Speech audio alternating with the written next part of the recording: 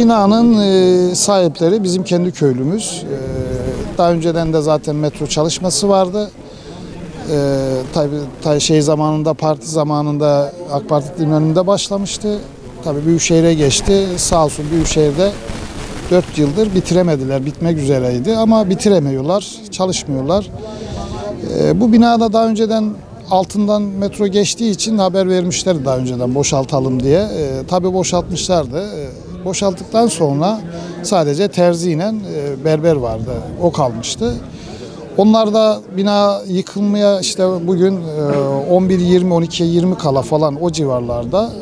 Bina çatlaklık olunca tabii berberine terzide kaçıyor altından. Yalnız televizyonlarda benim yanlış haber veriyorlar. İBB'nin tabii ki ihmali var.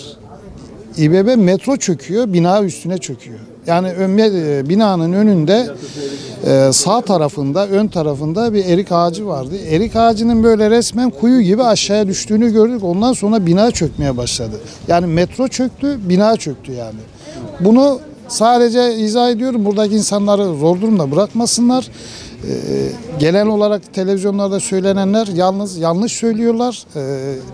Bina çökmedi yani. Metro çöktü, bina onun üstüne çöktü. İhmal metronun ihmalı. Metronun ihmalı. Yani daha önce zaten metronun kazısı için daireyi boşalttılardı, içini boşalttılar. Sabahleyin biz işe giderken buradan bu yolu kullanmak zorundayız. Burada gidiş yolu olduğu için yolu kapamışlar. Orada bir erik ağacı vardı. Erik ağacı kaybolmuştu. Metro çökmüştü yani. Bina önce çökmedi. Metro erik ağacı falan boş alan çöktü. Sonra bir saat bilemedim 1,5 saat sonra bina yatmaya başladı.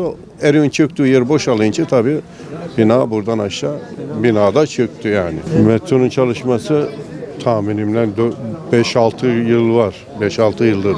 Yaklaşık 30 senedir bu Asiye Sokak'ta ikamet etmekteyiz. Olay şöyle, burada zaten mevcut bir metro çalışması var.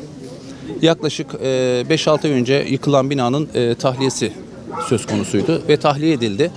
İşte bu sabah görevimiz icabı bu noktadan geçerken binanın önündeki boşlukta bir çökmenin olduğunu ve daha sonrasında da binanın tamamen çöktüğünü gördük. Şükür ki bina içerisinde can kaybının olmadığı tesellimiz.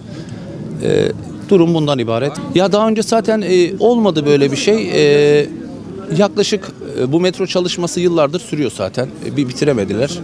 Sabah saatlerinde bir çökme olmuş ön taraftan. Ve ileri doğru zaten bina boştu zaten. 6 aydır boştu. Bizim işte arkadaşlarımız oturuyordu. Çoktan gitmişlerdi zaten. Ama geri geleceklerini söylemişlerdi. Bugün yarın gelmeyi bekliyorlardı. Gelemediler. Bugün gitti işte. Daha önce zaten bir küçük yan yatmıştı zaten. Yani yavaş yavaş çıtırarak düştü. Ya tabii millet telaş içindeydi burada. Nasıl olur nasıl olmaz diye. Ondan dolayı millet biraz tedirgin oldu tabii ki burada, evet. Yani yan binalarda çökme olabilir mi olmaz mı diye. Biz de yan binadayız zaten. Şu anda bize bir sıkıntı yok herhalde.